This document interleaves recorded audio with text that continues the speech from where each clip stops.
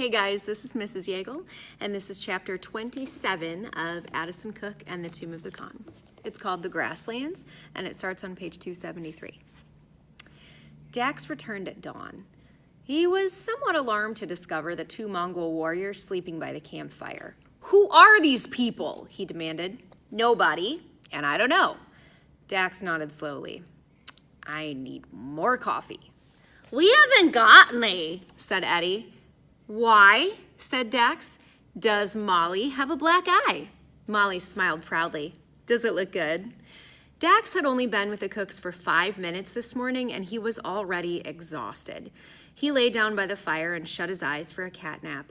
Addison couldn't help but notice that Dax had returned with far fewer horses than he had left with the night before. As the sun blossomed over the horizon, Molly stretched and started her morning regime of kung fu practice, launching a barrage of high kicks into a crooked fence post. I don't know, tied her long black hair into a ponytail and watched Molly with a critical eye. "You have the kick of a horse, but you lack discipline. You can train with me if you like. I will teach you Mongols. Molly stood for a few seconds, catching her breath. "I've been taking kung fu for 8 weeks now. I'm not sure if I should switch to a new martial art so quickly." "I don't know," nodded. She lashed out with her foot, hooking Molly's ankle. Molly landed hard on her back before she knew what was happening. She groaned. "Okay, we can loon your way." The Mongolian girl tossed her ponytail over one shoulder and helped Molly to her feet. "You have no balance, no core strength, and no technique. But before anything, we need to start with your roundhouse kick." I don't know, drilled Molly for an hour with the help of her brother, Nobody. Finally, Dax woke, readied the horses, and pointed the way to Ulaanbaatar. Addison was a bit sore from the previous day's ride, but he found it was good to be back in the saddle. The fresh wind rippled the sage and barley that whispered past his legs as the horse cut a trail through the boundless fields. The world was 2 bands of color, the vibrant green of the grassland and the low blue shell of the sky that seemed just inches out of reach. In Manhattan, surrounded by the buildings and lights, Addison felt tall and important. But here in the highlands, each vista revealing the curve of the planet, he felt like a dust mote clinging to the edge of the world. "Picture it," he called over the prairie wind. The Mongol Empire stretched across 5,000 miles of steppe. The warriors were trained to fire their bows mid-gallop while their horses' hooves were off the ground. They carried 150 arrows in their quivers and fired 12 arrows per minute. 50,000 Mongols could launch enough arrows to block out the sun. And for a while, thundering across the plains on their galloping horses, they could really picture the terrible might of the Mongol horde. There was no food left in the saddlebags, so they skipped lunch and slowed to a walk to rest the horses. Addison rode alongside Nobody. Molly rode beside I don't know, hammering her with questions. "I don't get it. Is serving the Black Dark Hod your full-time job? How do you make a living at it?" "We can hold other jobs, but we must fulfill our duty to guard the Khan's tomb. Our family swore an oath of honor." "You didn't swear that oath," Molly pointed out. "One of your relatives did 800 years ago. Why should you care about Genghis Khan?" Nobody's eyes shot up. "Genghis Khan conquered more land than any one person in history.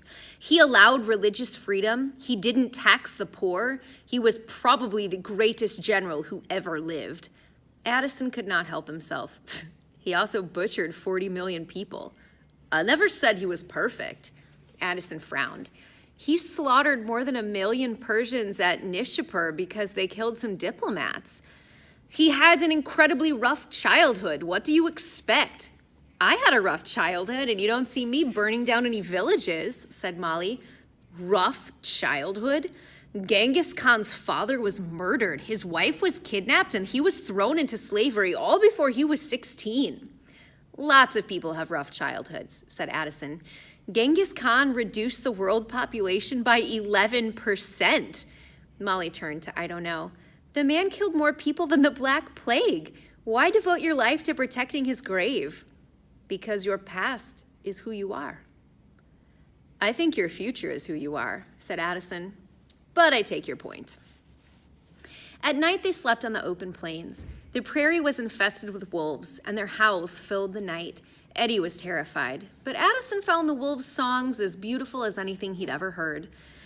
Apparently, Mr. Jacobson enjoyed it as well because he tilted his head back and began howling along until Dax shushed him. After midnight, summer rain pounded the countryside in a torrential downpour. Nervous about flash floods, Dax insisted they move camp to higher ground. Nobody in I Don't Know warned that horse thieves still operate on rainy nights, so they helped split the night watch, allowing Addison to get more sleep than usual. The next morning, everyone woke up starving. Molly practiced martial arts with I Don't Know, but they were each too hungry to perform with gusto. Fortunately, the horses found no shortage of grass, so the team mounted up and kept right on moving toward Ulaanbaatar. By mid-morning, Eddie was driven to the verge of madness by the Mongolian mosquitoes. Raj advised eating garlic as a natural mosquito repellent, but nobody, not even nobody, had any garlic. Addison would periodically infuriate Eddie by pausing to wonder aloud at the majestic beauty of the passing scenery. Eddie would then wonder aloud at the majestic beauty of regular meals and central air conditioning. "This is nothing," nobody cut in. "The ancient Mongols were taught to sleep in the saddle and live for days without rations." "What would they eat when they ran out of rations?" Eddie asked. "They would eat their own dogs, or even wolves or rats." "What if they ran out of rats?" "They would puncture their horse's neck vein and drink the blood as they rode." "What if they ran out of horse blood?" "Then the Mongol army would eat the lower